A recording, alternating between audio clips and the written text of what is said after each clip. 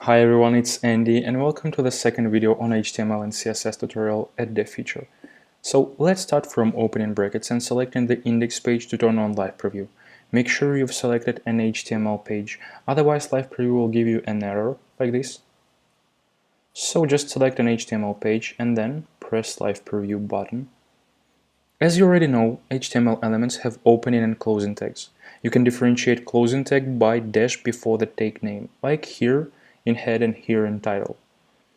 Web browser creates each HTML element according to tags you've specified in your document. So let's discuss them a bit closer now. We already put h1 and paragraph tag here, and act with h1 tag as with the title to the whole document and place it only one time per page. This was a convention one day, but nowadays it's more like a rule, and this is also better for search engine optimization, which is necessary for any website.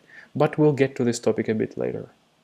Let's continue by adding some more text to our page. There are 6 levels of heading in HTML, and unlike h1, other headings can be used multiple times per page.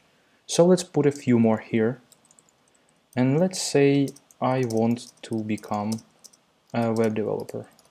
And to accomplish that, I will definitely start with HTML. After that, I will go to CSS, of course, and after all that, I will start learning JavaScript. Let's put 3 more headings after the H3, and the first one will be Basics. The next one, of course, is Frameworks, and the last one will be Platforms. So this is how the structure of headings look like. All the H3 headings and H4 are related to becoming a web developer, of course, and H4 tags related only to the JavaScript language. So if I will decide to put H2 here, and I will call it I want to become spaceman, the previous tags are not related to this one at all. This will create another logical structure on the page. This is how it basically works. You put a high-level heading first and follow it by the lower-level headings. Each chapter on the page can have as much headings as you need. And when creating HTML layout, everything comes up to your skills. That means you can create extendable and convenient structure or use paragraph tag for everything, which is not cool, of course. So now our page has some content, but it lacks structure. To make the code more readable and flexible, you want to put different information into different blocks. To create such blocks, we will use div tag, which creates a block element. So block element takes all the width of the page and doesn't allow anything else to be on the same line with it. So let's put opening div before the h2 and closing div after the final h4, then select everything inside and press tab. You are doing this to create indentation inside the parental container. This will allow your code to be more readable, and this is actually our aim. So let's do the same to the final chapter here.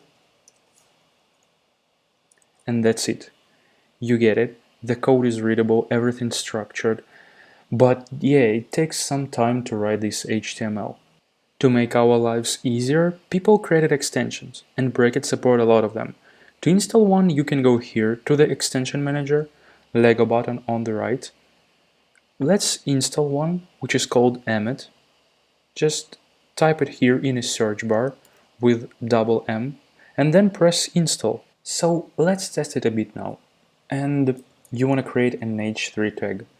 To do that, just type H3 and then press tab, and the tag is created. But of course, Emmet is capable for much more, and we will definitely discuss this in the next video.